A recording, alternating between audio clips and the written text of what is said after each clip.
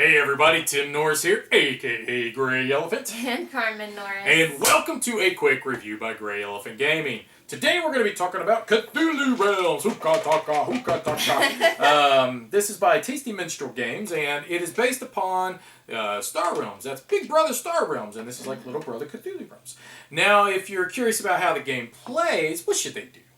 They should watch our live play in real time. It's right there. Click on that link. You're going to see Carmen and I go head-to-head to see who is like the biggest, baddest cultist in the country, who can summon the most monsters to attack their opponents. Mm-hmm. So let's work. And it's good that you watch that because we probably will be making references to that as we talk about Cthulhu Realms. Now, where do you think kind of in the game we just played, and in several of our games, it really seems like trying to... You know, you could go almost for the power cards, but it almost seems like if you could try to build up with the calling cards early, really you could almost run away with the game, and that is what happened. But that's not always been the case, because we did have other games where I did build up on the calling, but you built up on the bases rapidly, and it made a humongous difference. Right. Did I say bases again? You did. I always say bases. Locations. I'm in Star Wars mode.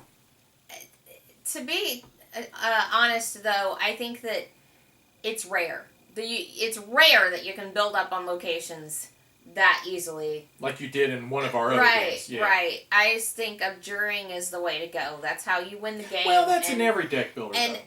I could tell that I wasn't going to be able to come back from it when he started. You know, he'd gotten rid of 5 cards to my 1. Yeah. And it was just over at that point. Yeah, and it can be frustrating and hard because then you know that I'm basically drawing all my good cards every hand. Right. Whereas you're still dealing with your followers I and still and have your thugs. bad hands. Yeah. You know? I feel like in comparison to Star Realms, this does the same thing that I get frustrated with Star Realms. But at the same time, I think sometimes people like that. Is it the game just, I'm like, oh, that was it? It's over? I thought it was just getting started, you know? So you feel like that as you're building your engine, you still want to build the engine. I still want to continue building my deck, whereas somebody else has already decimated me, you know? Yeah. And I think that's what I enjoy about this and Star Realms is because it's not going to be a deck builder that's going to overstay its welcome on the table. It's going to leave you wanting to come back for a little bit more because it does play just that fast. It is a lunch break game. Yeah. I could sit down and play 2 of these. With either Star Realms or Cthulhu Realms, I could play 2 games of this in a lunch break, 30 minutes. Whereas, some of the other games that would take you, like Dominion, up to 30 minutes just for 1 game. And I find this just as satisfying, in my opinion. Now, you don't find it as satisfying because you want to keep playing a little bit more, though.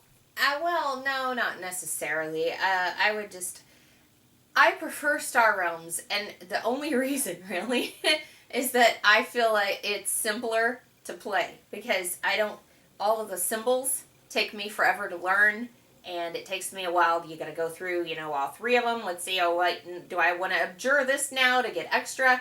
And it just seems like it's more complicated than Star Realms to me. It could be harder. It took me longer to get the hang of it. Yeah, I think the symbols it is a big deal, and I think that's the only fault of this game because I do feel like that the symbols can be a bit overwhelming at times, especially if you are drawing extra cards and then you're playing them out. But I think with experience becomes simplicity because then you start understanding, okay, I know what this card does. I don't necessarily need to look at each one of the symbols, and I know what I've done. It's just a matter of kind of tracking.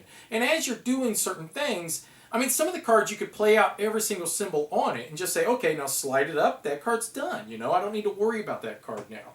Well, that's what you can't do, actually. I mean, because they all go off of each other. Now, like in Legendary, you have to play one card before the next one activates. Right. But in this, you can play a card, and then the next card you play makes something on that card activate. Right. Right. Right. But And that makes it a little more difficult to keep track of. It is a little bit more difficult to track. And I think when you go with symbols versus text, like Star Realms has the text, it does make it a little harder to keep track of, oh, did I do that? Did I know? I mean, and I don't know. I mean, I think, like I said, with repeated plays, I find the simplicity of the game. And I think it's a really good game. And the thing is that you say you prefer the Star Realms. Right. I'm not going to necessarily say that this is better than Star Realms, but I do like this equally just as much as I like Star Realms, if not just a tad bit better.